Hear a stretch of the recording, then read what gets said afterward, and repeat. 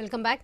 Rayalaseema lift irrigation scheme ను చంద్రబాబు పక్కన పెట్టడం, రాయలసీమకు తీరని ద్రోహం చేస్తున్నారని ఆరోపించారు వైసీపీ ఎమ్మెల్సీ రామసుబ్బారెడ్డి.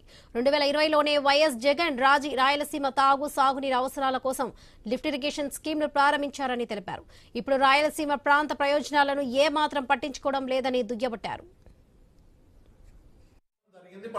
జగన్మోహన్ రెడ్డి గారు ముఖ్యమంత్రిగా ఉన్నప్పుడే అనుమతి ఇవ్వడం, తాగునీటి కోసం అవసరాల కోసం ఆ ప్రాజెక్టును చేపట్టడం జరిగింది. పనులు కూడా ప్రారంభించడం జరిగింది.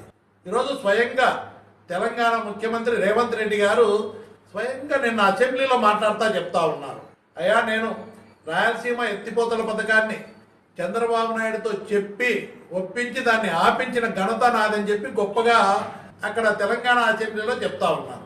ఆ ప్రాజెక్టు పనులు కూడా ఆగిపోయినాయి.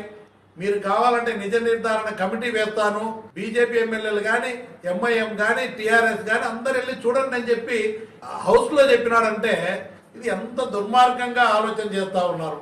ఇది రాయలసీమ ప్రాంతానికి తీరని ద్రోహం చేసినట్టయితే.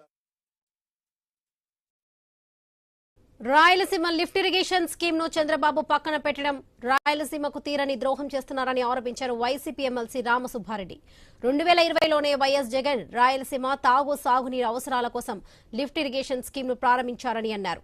ఇప్పుడు రాయలసీమ ప్రాంత ప్రయోజనాలను ఏమాత్రం పట్టించుకోవడం లేదని దుయ్యబట్టారు.